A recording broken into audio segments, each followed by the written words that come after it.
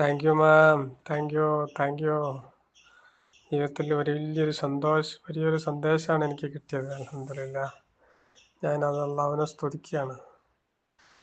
ജീവിതത്തിൽ ഒരുപാട് നിരാശകളും പ്രയാസങ്ങളും അനുഭവിച്ചുകൊണ്ടിരിക്കുന്ന നമ്മളെപ്പോലുള്ള ആളുകൾക്ക് നിങ്ങളെപ്പോലുള്ള ആളുകൾ ഒരു വെളിച്ചമാണെന്നാണ് എനിക്ക് മനസ്സിലാകുന്നത്. എന്നാൽ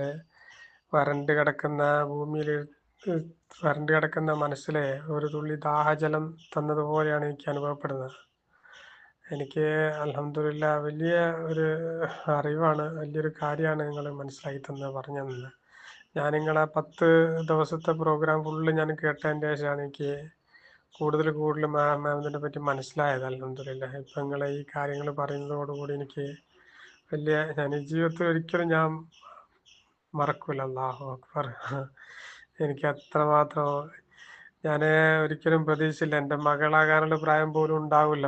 അത്രയും ഞാനൊരു പ്രായമുള്ള ആളാണ്. പക്ഷെ എൻ്റെ ഒരു ഗുരുവായിട്ടാണ് ഞാൻ കണക്കാക്കുന്നത്. അത്രത്തോളം എനിക്ക് ഈ കാര്യങ്ങൾ മനസ്സിലാക്കി തരുന്നത്, അതും ഫ്രീ ആയിട്ട്. ഞാൻ പ്രതീക്ഷിച്ചില്ല. ഞാനിതൊക്കെ ആദ്യം ഏതൊരു പരിപാടി തുടങ്ങുകയാണെങ്കിൽ ആദ്യം കുറേ കോഴ്സുകൾ, അതിനവരെത്ര പൈസ അടക്കണം എന്നൊക്കെ പറയും. ഞാനങ്ങനെ ഒരു കോഴ്സ് ചേർന്നവരും ഞാൻ മാമിനോട് പറഞ്ഞല്ലോ.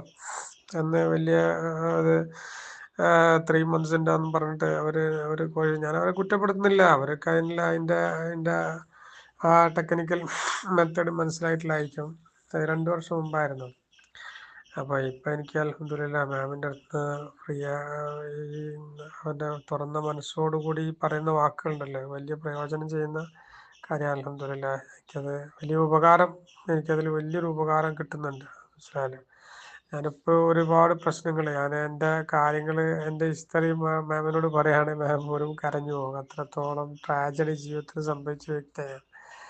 അതുകൊണ്ട് തന്നെ ഞാനും എൻ്റെ ഫാമിലിയും ഒരുപാട് ട്രാജഡിയിലൂടെ കടന്നു പോയതാണ്. അതുകൊണ്ട് എനിക്ക് ഇത്രയൊരു കാര്യങ്ങൾ കേൾക്കുമ്പോൾ, ഇങ്ങനെയുള്ള അറിവുകൾ കിട്ടുമ്പോഴേ ഞാൻ വിചാരിക്കുന്നത് എന്താണ്, ഇത്രയും ചെറുപ്പത്തിൽ ഇത്ര വലിയ അറിവുകളൊക്കെ സമ്പാദിച്ച്, ഇത്രയും വലിയ അറിവ് ത്യാഗം ചെയ്തിട്ടാണെങ്കിലും ഈ അറിവുകളൊക്കെ സമ്പാദിച്ച്, നിങ്ങളത് ഒരിക്കലും വെറുതെ ആവില്ല. അത് ജനങ്ങൾക്കത് ഉപകാരപ്പെടണം. നമ്മളെ ദൗത്യം തന്നെ അതാണല്ലോ.